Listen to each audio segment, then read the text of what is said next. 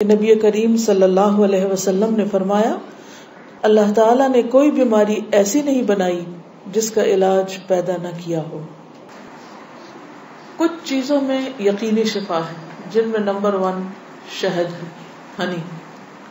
ابو سعید رضی اللہ عنہ سے روایت ہے کہ ایک آدمی نبی صلی اللہ علیہ وسلم کی خدمت میں حاضر ہوئے اور عرض کیا کہ میرا بھائی پیٹ کی تکلیف میں مبتلا ہے۔ آپ نے فرمایا اسے شہد پلاؤ۔ پھر دوسری مرتبہ وہی صحابی حاضر ہوئے، آپ نے اسے اس مرتبہ بھی شہد پلانے کے لیے کہا۔ وہ تیسری بار آیا اور عرض کیا کہ میں نے عمل کیا ہے لیکن شفا نہیں ہوئی۔ آپ نے فرمایا اللہ تعالیٰ سچا ہے اور تمہارے بھائی کا پیٹ جھوٹا ہے، اسے پھر شہد پلاؤ۔ چنانچہ انہوں نے پھر شہد پلایا تو اسے تندرستی ہو گئی۔ کیونکہ قرآن مجید میں آتا ہے نا کہ شہد کے بارے میں کہ وہ شفا ہے، فیہ شفاء للناس۔ کلونجی میں شفا ہے۔ نبی صلی اللہ علیہ وسلم نے فرمایا سیاہ دانوں میں ہر بیماری سے شفا ہے سوائے موت کے۔ عجوہ کھجور، رسول اللہ صلی اللہ علیہ وسلم نے فرمایا عجوہ جنت کے پھلوں میں سے اور اس میں زہر سے شفا ہے۔ یعنی اگر آپ سمجھتے کہ آپ کے جسم میں آپ کا بلڈ پوائزنس ہو گیا ہے یا ویسے آپ کے اندر بہت ٹاکسنز ہو گئے ہیں تو اس صورت میں بھی آپ اس سے فائدہ اٹھا سکتے ہیں۔ نبی صلی اللہ علیہ وسلم نے فرمایا جو شخص روزانہ چند عجوہ کھجوریں کھا لیا کرے اسے اس دن رات تک زہر اور جادو نقصان نہیں پہنچا سکیں گے۔ بعض جگہ 7 کھجوروں کا ذکر ہے اور بعض اس میں چند دانوں کا ذکر ہے۔ تو اگر افورڈ کر سکے تو ایک دانہ ہی روز کھا لیں، 3 کھا لیں، 5 کھا لیں، 7 کھا لیں۔ لیکن یہ ہے کہ ایسے شخص کو اگر کوئی زہر بھی دے یا اس کو کوئی جادو کی کوشش کرے تو اثر نہیں ہوگا۔ اسی طرح برنی کھجور کی قسم ہے۔ رسول اللہ صلی اللہ علیہ وسلم نے فرمایا سب سے بہترین کھجور برنی ہے، وہ بیماری کو دور کرتی ہے اور خود اس میں کوئی بیماری نہیں ہے، یعنی شفا کا ذریعہ ہے۔ پھر زمزم۔ ابو جمرہ کہتے ہیں کہ میں ابن عباس رضی اللہ عنہ سے لوگوں کے بے قابو ہجوم کو دور رکھتا تھا۔ ابن عباس ایک اسکالر تھے، مفسر قرآن، تو لوگ ہجوم کر دیتے تھے ان پر، لیکن کچھ عرصہ نہ جا سکا۔ بعد میں جب حاضر ہوا تو ابن عباس نے مجھ سے اتنے دن نہ آنے کی وجہ پوچھی۔ میں نے عرض کیا کہ مجھے بخار ہو گیا تھا۔ ابن عباس کہنے لگے کہ رسول اللہ صلی اللہ علیہ وسلم نے فرمایا بخار جہنم کی گرمی کے اثر سے ہوتا ہے، اس لیے اسے آب زمزم سے ٹھنڈا کیا کرو۔ یعنی بخار کے مریض کو آب زمزم پلائیں بھی، ماتھے پہ پٹیاں بھی کریں، چھڑکاؤ بھی کریں، کسی بھی طریقے سے اس کو ٹھنڈا کریں زمزم کے ساتھ۔ پھر پانی سے علاج۔ نبی صلی اللہ علیہ وسلم نے فرمایا جب کسی کو بخار ہو جائے تو 3 رات سحری کے وقت اس پر ٹھنڈا پانی بہایا جائے، یعنی صبح ارلی مارننگ۔ اب یہ وقت آپ نے خود مقرر کیا ہے، اس لیے اس وقت کی پابندی کرنا مسنون طریقہ ہوگا۔ بعض اوقات لوگ خود سے خود ایسی چیزیں اپنے لیے لازم کر لیتے ہیں، وہ ٹھیک نہیں۔ پھر ہے گائے کا دودھ۔ عبداللہ سے روایت ہے کہ رسول اللہ صلی اللہ علیہ وسلم نے فرمایا اللہ تعالیٰ نے بڑھاپے کے علاوہ ہر بیماری کا علاج نازل کیا ہے۔ گائے کا دودھ لازمی طور پر استعمال کیا کرو کیونکہ یہ ہر قسم کا درخت چرتی ہے، یعنی جو جانور مختلف درخت چرتے ہیں پھر ان کے دودھ کے اندر اس کا اثر آ جاتا ہے، یعنی وہ ایک طرح سے ان کے دودھ میں بہت ساری میڈیسنز خود بخود شامل ہو جاتی ہیں۔ حجامہ کے ذریعے علاج۔ ابن عباس بیان کرتے ہیں نبی صلی اللہ علیہ وسلم نے فرمایا بہترین دن جس میں تمہیں سینگی لگوانی چاہیے وہ چاند کا 17واں، 19واں اور 21واں دن ہے۔ معراج کی رات فرشتوں کے جس گروہ کے پاس سے بھی میں گزرا اس نے یہی کہا اے محمد صلی اللہ علیہ وسلم سینگی لگوانے کا اہتمام ضرور کرنا، یعنی حجامہ ضرور کروانا۔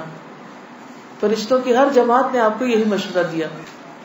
انس رضی اللہ عنہ کہتے ہیں کہ رسول اللہ صلی اللہ علیہ وسلم نے فرمایا جب تم میں سے کسی کا خون بھڑکنے لگے، یعنی بلڈ پریشر ہو جائے، بی پی ہائی ہو جائے، تو وہ سینگی لگوائے، کیونکہ خون کے جوش مارنے سے آدمی کی موت واقع ہو سکتی ہے۔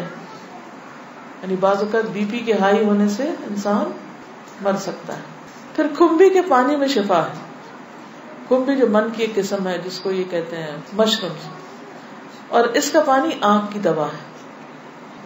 عود ہندی میں شفا ہے۔ ام قیس سے مروی ہے کہ میں اپنے ایک لڑکے کو لے کر حضور صلی اللہ علیہ وسلم کی خدمت میں حاضر ہوئی۔ میں نے اس کی ناک میں بتی ڈالی تھی، اس کا حلق دبایا تھا، چونکہ اس کو گلے کی بیماری ہو گئی تھی. آپ نے فرمایا تم اپنے بچوں کو انگلی سے حلق دبا کر کیوں تکلیف دیتی ہو؟ یہ عود ہندی لو، اس میں 7 بیماریوں کی شفا ہے. ان میں سے ایک ذات الجنب، پسلی کا برم یعنی کہ نمونیا. اگر حلق کی بیماری ہو تو اس کو ناک میں ڈالو، اگر ذات الجنب ہو تو حلق میں ڈالو. یعنی بعض چیزیں ناک کے راستے بھی ٹپکائی جا سکتی ہے، بعض گلے میں ڈالی جا سکتی. جنگلی بکری کے گوشت میں شفا، ہنٹنگ کا جو گوشت ہے نا. انس بن مالک سے روایت ہے کہ رسول اللہ صلی اللہ علیہ وسلم نے فرمایا ارق النساء سے شفا حاصل کرنے کے لیے جنگلی بکری کے ران کے اوپر والے کمر سے متصل حصے کو پگھلایا جائے، پھر اسے 3 حصوں میں تقسیم کیا جائے اور مریض نہار منہ 3 دن یعنی ہر روز ایک حصہ پیے. یعنی اس کو سوپ بنایا جائے، پگھلایا جیسے مراد یہ کہ اس کو بالکل اس کو ملیدہ بنا لیا جائے. کون سے حصے کو؟ ران کے اوپر کے حصے کو. تلبینہ. عائشہ رضی اللہ تعالی عنہا بیمار کے لیے اور میت کے سوگواروں کے لیے تلبینہ پکانے کا حکم دیتی تھی اور فرماتی تھی کہ میں نے رسول اللہ صلی اللہ علیہ وسلم سے سنا ہے کہ تلبینہ مریض کے دل کو سکون پہنچاتا ہے اور غم کو دور کرتا ہے. مہندی. سلمہ ام رافع جو رسول اللہ صلی اللہ علیہ وسلم کی آزاد کردہ باندی ہیں فرماتی ہیں کہ نبی صلی اللہ علیہ وسلم کو زخم ہوتا یا کانٹا چبھتا تو آپ اس جگہ مہندی لگاتے. اور آخری بات یہ کہ پرہیز علاج سے بہتر ہے. ام المنذر بنت قیس انصاریہ کہتی ہیں کہ رسول اللہ صلی اللہ علیہ وسلم میرے پاس آئے، آپ کے ساتھ علی رضی اللہ عنہ بھی تھے جو ابھی ابھی بیماری سے صحت یاب ہوئے تھے. کچھ نیم پختہ کھجوریں جو پک گئی تھی لٹکی ہوئی تھی. رسول اللہ صلی اللہ علیہ وسلم نے ان کو کھانا شروع کر دیا اور علی بھی کھانے کے لیے کھڑے ہوئے، لیکن رسول اللہ صلی اللہ علیہ وسلم نے یہ کہہ کر منع فرمانا شروع کر دیا کہ رک جاؤ کیونکہ ابھی تک بیماری کی کمزوری باقی ہے. سو وہ رک گئے. میں نے جو اور چکندر کا ایک کھانا تیار کیا اور آپ کے پاس لے کر آئی. رسول اللہ صلی اللہ علیہ وسلم نے فرمایا علی یہ کھاؤ، یہ تمہارے لیے زیادہ مفید ہے. یعنی بیمار کو کچھ چیزیں کھانی چاہیے اور کچھ نہیں کھانی چاہیے. تو اس لیے حکم کیا ہے کہ علاج کرتے رہو. اللہ نے کوئی بیماری ایسی نہیں رکھی جس کا علاج نہ رکھا ہو سوائے موت اور بڑھاپے کے. اسی طرح معالج کو دکھانا چاہیے. جابر بن عبداللہ سے روایت ہے کہ رسول اللہ صلی اللہ علیہ وسلم ایک بیمار کی تیمارداری کے لیے تشریف لے گئے اور فرمایا تم لوگ اس کے لیے کوئی طبیب کیوں نہیں بلاتے؟ انہوں نے کہا اللہ کے رسول صلی اللہ علیہ وسلم آپ بھی ہم کو یہ حکم دیں گے، یعنی آپ بھی کہتے ہیں کہ ہم طبیب کو بلائیں. آپ نے فرمایا اللہ تعالیٰ نے جو بیماری اتاری ہے اس کی دوا بھی نازل کی ہے. تو طبیب یا معالج کو دکھانے کا حکم کیوں ہے؟ اس لیے کہ وہ صاحب علم ہے، صاحب تجربہ ہے، اس کے پاس ایکسپیرینس ہے. تو جب انسان کو کسی بھی چیز کے بارے میں علم نہ ہو تو حکم کیا ہے قرآن کا؟ فَاسْأَلُوا أَهْلَ الذِّكْرِ إِن كُنتُمْ لَا تَعْلَمُونَ. جاننے والوں سے پوچھو اگر تم نہیں جانتے، چاہے کوئی دنیاوی مسئلہ ہو یا کوئی دینی مسئلہ ہو. پہلا کیا ہے؟ توکل، اللہ پہ بھروسہ کہ شفا مجھے دے گا تو وہی دے گا. اور جو بھی کچھ کرے اس میں یہ نہ سمجھے کہ اس چیز کے اندر کوئی چیز ہے، وہ اللہ ہی نے ڈالی اس وقت. دوسری چیز ہے دعا کرنا، دعاؤں سے علاج. تیسری چیز صدقہ کرنا. کوئی بیماری آئے تو صدقہ کیا جائے. ہمارے عام طور پر کالے بکرے کا صدقہ کیا جاتا ہے، تو اس کے لیے ضروری نہیں آپ چاہے بکرے کا کریں، چاہے مرغی کا کریں، چاہے کسی چڑیا کا کریں، چاہے کوئی بھی صدقہ کریں، چاہے کھانے کی چیز کا کریں یا کوئی کپڑے کا یا کسی بھی شکل میں. حضرت حسن بصری سے روایت ہے کہ رسول اللہ صلی اللہ علیہ وسلم نے فرمایا داووا مرضاکم بالصدقہ، اپنے مریضوں کا علاج صدقہ کے ذریعے کیا کرو. یعنی آپ کو کوئی تکلیف ہوئی فوراً جا کے صدقہ نکال دیں. تیسری چیز کتاب اللہ سے علاج، یعنی قرآن مجید شفا ہے. اور یہ کہاں سے پتہ چلتا ہے؟ خود قرآن مجید سے ہی پتہ چلتا ہے. وَنُنَزِّلُ مِنَ الْقُرْآنِ مَا هُوَ شِفَاءٌ وَرَحْمَةٌ لِّلْمُؤْمِنِينَ وَلَا يَزِيدُ الظَّالِمِينَ إِلَّا خَسَارًا. اور ہم قرآن میں جو کچھ نازل کرتے ہیں وہ مومنوں کے لیے تو شفا ہے اور رحمت ہے، مگر ظالموں کے خسارے میں ہی اضافہ کرتا ہے. تو قرآن مجید میں جو کچھ ہے وہ سارے کا سارا شفا ہے. لیکن یہ جو کسی پہ خود سے پابندی خود ساختہ لگا دینی ہے نا کہ 300 بار پڑھو یا 1000 بار پڑھو یا رات کے وقت پڑھو یا صبح کے وقت پڑھو یا عشاء کے بعد پڑھو، وہ بعض اوقات لوگوں کو بلا وجہ کی مشقت میں مبتلا کرنا ہوتا ہے. اور نبی صلی اللہ علیہ وسلم کی سنت سے اس کا کوئی ثبوت نہیں کہ آپ نے صحابہ کو کوئی خاص نمبر بتایا ہو اور یہ کہا ہو کہ یہ اس وقت میں بیٹھ کے پڑھو یا اندھیرا کر کے پڑھو یا پانی کے کنارے پہ جا کے بیٹھ کے پڑھو. یہ پھر خود ساختہ پابندیاں ہو جاتی ہیں اور لوگ بھی ڈرنے لگتے ہیں کہ اگر یہ 41 دن نہ پڑھی یہ چیز تو کام نہیں ہونے کا. نہیں، اللہ تعالیٰ تو ایک دفعہ سے بھی سنتے ہیں. لا الہ الا انت سبحانک انی کنت من الظالمین. اصل چیز ہے کہ اخلاص اور شوق کے ساتھ انسان پڑھے. صرف اس کو ایک رٹو طوطے کی طرح رٹتے رہتے ہیں، پڑھتے رہتے ہیں، نہ کوئی یقین ہوتا ہے، نہ کوئی روح ہوتی ہے اور نہ ہی کوئی سمجھ ہوتی ہے کہ کیا پڑھ رہے ہیں. تو یہ ٹھیک نہیں. اسی طرح غیر شرعی علاج سے بھی پرہیز کرنا چاہیے. قیس بن سکن اسدی کہتے ہیں کہ عبداللہ بن مسعود نے اپنی بیوی کو دیکھا کہ اس نے خسرے کی بیماری کی وجہ سے تعویذ پہنا ہوا تھا. خسرہ کی بیماری معلوم ہے جو سارے جسم کے اوپر وہ دانے آ جاتے ہیں. آپ نے اسے سختی سے کاٹا اور کہا کہ عبداللہ کی آل شرک سے بیزار ہے. ہم نے رسول اللہ صلی اللہ علیہ وسلم سے یہ بات بھی یاد کی ہے کہ بلا شبہ جھاڑ پھونک، تعویذ اور محبت کا جادو شرک ہے.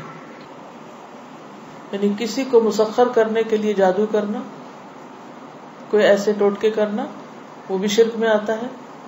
یعنی بعض خواتین ہوتی ہیں نا، وہ اپنے شوہر کا دل جیتنے کے لیے بابوں کے پاس چلی جاتی ہیں، وہاں سے کچھ عملیات کرواتی ہیں، تو یہ شرک میں آ جاتا ہے. اسی طرح کوئی چیز باندھ کے اسے گلے میں لٹکا لینا، یہ بھی درست نہیں.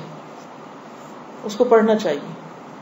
اور شرک یا دم جو ہے یہ سب کچھ پھر شرک میں شامل ہو جاتا ہے. اسی طرح حرام ادویات بھی منع ہے. نبی صلی اللہ علیہ وسلم نے حرام ادویات کے استعمال سے منع فرمایا ہے. ابو ہریرہ سے روایت ہے، سنن نبی داؤد. آپ نے فرمایا جس نے حرام چیز کے ساتھ علاج کیا اللہ تعالیٰ اس کے لیے اس میں شفا نہیں رکھے گا. یعنی حرام شفا نہیں دیتا، وہ مزید کسی بیماری کو بڑھانے کا ذریعہ بن جاتا ہے. آج کل آپ دیکھیں کہ کتنا زیادہ سائیڈ ایفیکٹس کے بارے میں آپ سنتے ہیں. تو بعض اوقات ایسی دوائیاں جو ایک مرض کو بظاہر کیور کرتی ہیں، وہ اپنے ٹاکسنز اور جگہوں پر اتنے زیادہ پیدا کر دیتی ہیں کہ جس سے ایک مرض جاتا ہے تو ایک اور نکل آتا ہے، وہ مکمل شفا نہیں ہوتی. الکوہل سے علاج کرنا منع ہے. بعض لوگ کھانسی وانسی میں وہ دیتے ہیں نا برانڈی، اور کہتے ہیں بس ایک چمچہ بچے کو پلا دو تو ٹھیک ہو جائے گا. چاہے اس سے وہ ٹھیک ہو بظاہر، لیکن وہ مزید مرض پیدا کرنے والی، وہ شفا کا ذریعہ نہیں بلکہ بیماری ہے. نبی صلی اللہ علیہ وسلم نے جو فرمایا کہ 3 چیزوں میں شفا ہے، اس میں ایک شربت اصل، شہد پینا، اور دوسرا شرطت محجم، یعنی اس کے کٹ میں وہ جو حجامہ والا کٹ لگاتا ہے، اور تیسرا داغنا.